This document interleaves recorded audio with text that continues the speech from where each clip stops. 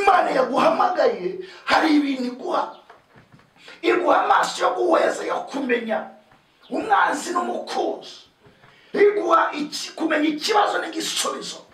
Twe tumenya ibintu mbere ko bibaho.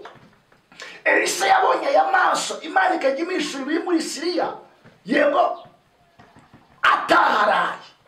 Yagize akabwira umwana, akabwira ati mwana, ibunaka azaca abanzi, tegura ingabo. Umwami agahita deployinga ingabo, kabwira general ati tegura ingabo, namenye amakuru ko umwanzi azantera n'indi hari aciye hariya mu nzira. Ngo akajya akira mu buryo bumwe muri ubwo buryo, afite amaso y'ahataraye. Ndiho ndavuga ngo kugira amaso y'umwuka ni urufunguzo ruzagufungurira ibyawe. Ijambo rivuga ngo igisubizo cyawe kiri hafi. Ntabwo wakibona udafite amaso y'umwuka. Uhora ugicaho, uca kuri zahabu.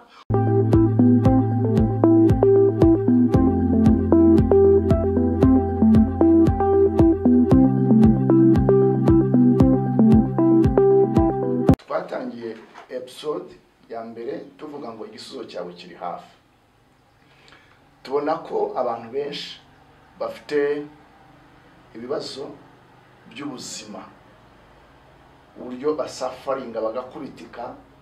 Daniel aravuga ngo abantu bazakubita ku mpera y'isi hirya no hino bashakisha ubwenge, kandi akavuga ngo umupfapfa ngo ubwenge bushakira ku mpera y'isi, kandi mu by'ukuri ibisubizo biri hafi. Urugero, Afrika turatunze, dufite za minere, dufite zahabu, dufite mabuye y'agaciro, dufite ibiti bikomeye bya ribuyo n'izindi mbaho z'ubwoko butandukanye. Dufite ubutaka bwera buri vierge, ariko nanjye umwuka rigihumba numva wamfata wo kumva ko nayita nkagenda. Muri make turahanganye n'imyuka idasanzwe itubase iturwanya, ariko turibaza senga Imana kuki tuva muri yo Afrika batubwira kandi tunibonera, ariko tukajya gushakisha aho batwaye ibyacu kandi bakuye bakanabitugurisha. Ni ukuvuga ngo barebye kure duhinduka nk'abacakara. Urwo ni urugero rworoheje. Mu by'ukuri igisubizo kiri hafi. Mana ishimwe cyane. Nshobora kuba ndi umwe Imana ihagurukije muri iki kinyejana, wenda ndasaba Imana ngo ibi bintu cyangwa se iyi message tubashe kuyitranslatinga mu zindi ndimi, mu Cyongereza no mu Gifaransa ndetse no mu Giswahili, kugira ngo abantu bakurikire. Senga Imana yambwiye kandi isobanurira aho igisubizo kiri, urufunguzo aho ruri. Reka mbere ko dusenga dusome iri jambo tubona mu gitabo cy'Efeso, Efesien igice cya mbere umurongo wa 10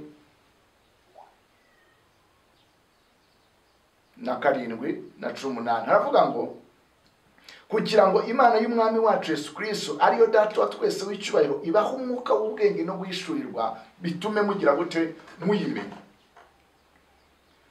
18 ngo amaso imitima yanyu abone uko ahweza, mumenye ibyo mwiringizwa niyabahamagaye, mumenye n'ubutunzi bw'ubwiza bw'ibyo izaragabera. Imana ishimwe cyane. N'ubutunzi bw'ubwiza bw'izaragabera. Urumva ni isengesho, nanjye ndashaka kurisenga. Data mu izina rya Yesu Kristo, ndasenze kugira ngo udufungure amaso. Tumaze igihe mu mwijima, tumaze igihe mu bujiji, tumaze igihe mu kutamenya, kandi ibyo bikaturimbura, bikatwangiza, imiryango ikangirika, urubyiruko rukajya mu biyobyabwenge, atari impamvu z'uko bahaze, ahubwo ari impamvu zo kwiyahura kuko nta gisubizo bafite. Mwami ngo zigasenyuka, abandi bakiyanga kubera gukora ibintu bibi, bamwe bagashyirwa mu mazu y'imbohe, bagakatirwa imyaka myinshi kubera gushorwa mu ngeso. Twibwira ko ariko tuzakura igisubizo. Ndakwinginze ngo udufungure amaso y'umwuka, tubashe kumenya ibyo watugeneye muri Kristo umwami wacu. Murakoze mwami Yesu kubiduhaye, mwizajya Kristo neze kubikoze. Amen. iri jambo riri mu Efeso dusomye ntabwo ari amagambo yandikiye abantu b'abapagani batizera, ni bene data muri Kristo, ariko bafite aho bagarukira mu rwego rwo kwizera.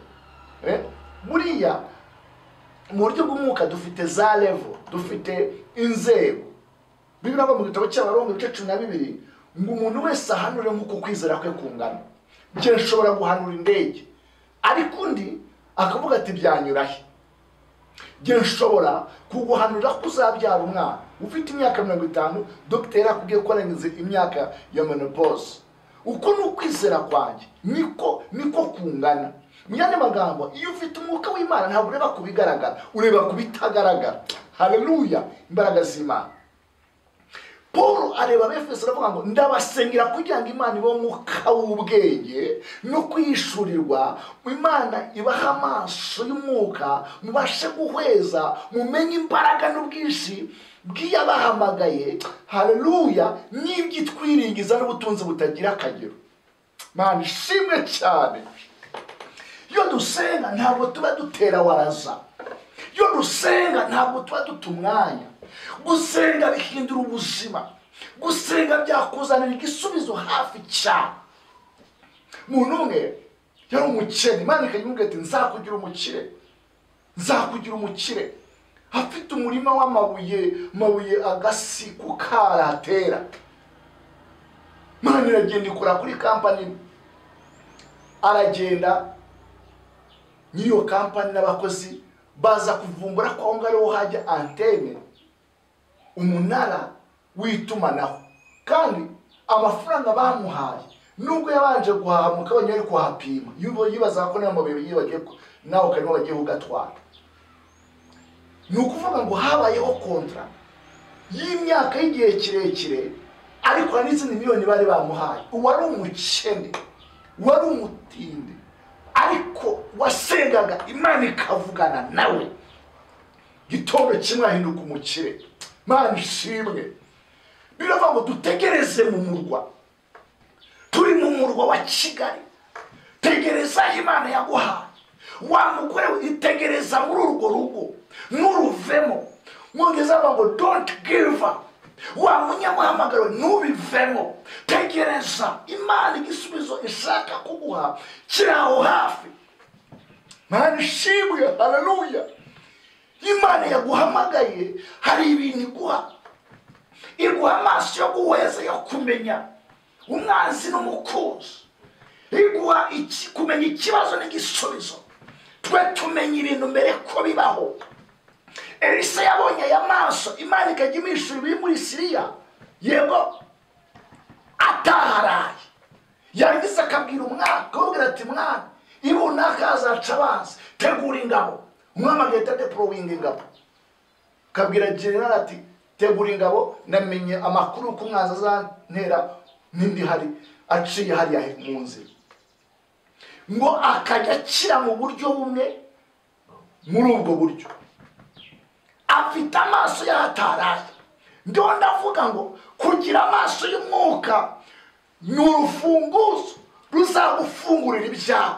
Ijambo rivuga ngo igisubizo cyawe kiri hafi. Ntabwo wakibona udafite amaso y'umwuka. Uwo rugicaho, uca kuri zahabu, uca ku mukobwa muzarongorana, uca ku mugabo muzakorana ubukwe, uca ku kazi. Bamwe kubera kutagira amaso y'umwuka mwize ibintu bitari byo, musoza mutabikunze. Ariko Imana iguha amaso y'umwuka, uzakora ibyo abandi bazi, uzigira ibyo abandi bazi. Imana ibiguhera umugisha. Rero ndakwinginze, we warushije intego, subira ku rufatiro. Kristo aragukora ku maso, Kristo umenya ibintu mbere ko biba, kandi ubwo bushobozi yabudushyizemo. Ibiri muri Kristo nibyo dufite. Harabajya ngo atari ko pasi ibyo ntiwabimenye gute, wabirose byagenze gute. Ni amaso Imana yampaye. Reka senga Imana.